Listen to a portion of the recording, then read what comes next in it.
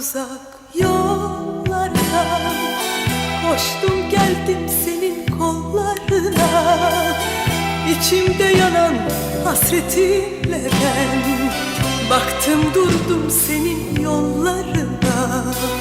Sensizlik bir ölüm sanki, ta uzak yollardan koştum geldim senin kollarına.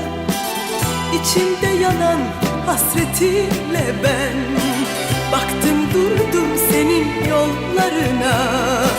Sensizlik bir ölüm sanki, haykırsam göklere artık yanımda benim benden çok